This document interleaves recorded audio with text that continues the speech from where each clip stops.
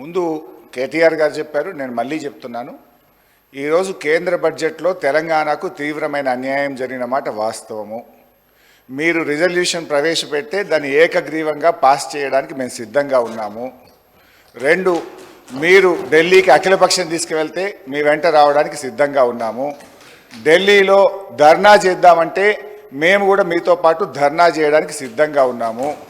ఈ రాష్ట్ర ప్రయోజనాల విషయంలో ఎట్టి పరిస్థితుల్లో రాజకీయాలకు అతీతంగా ఏ పోరాటానికైనా బీఆర్ఎస్ పార్టీ సిద్ధంగా ఉన్నది, ఉంటుంది అని స్పష్టంగా తెలియజేస్తా ఉన్నాను.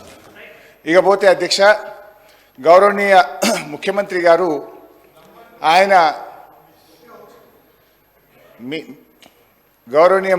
గారు ఆ మధ్య మాట్లాడుతూ రుణమాఫీ గురించి హరీష్ రావు దీక్ష చేయాలన్నాడు, నిరుద్యోగుల గురించి కేటీఆర్ దీక్ష చేయాలన్నాడు. మరి అన్నీ మేమే చేస్తే నువ్వేం చేస్తావు? ఈ రాష్ట్ర సభా నాయకుడిగా ఎందుకంటే నన్ను వ్యక్తిగతంగా అన్నారు అధ్యక్ష, ఈరోజు నీకు అగ్గిపెట్టె దొరకలేదా అంటున్నాడు. మాది ఉద్యమ స్ఫూర్తి. మీలాగా ఆ రోజు రాజీనామా చేయమంటే తెలుగుదేశం పార్టీ తరఫున ఎమ్మెల్యేగా ఉండి రాజీనామా చేయకుండా పారిపోయినటువంటి చరిత్ర మీది. తెలంగాణ ఉద్యమకారుల మీద తుపాకీ పట్టుకుపోయిన రైఫిల్ రెడ్డిగా పేరు తెచ్చుకున్నది మీరు. సోనియా గాంధీ గారిని దయ్యమని నాడన్నావు, దేవత అన్న చరిత్ర నీది. రాహుల్ గాంధీ గారిని ఆనాడు పప్పు అన్నావు, ఈనాడు పిఎం క్యాండిడేట్ అంటున్నావు.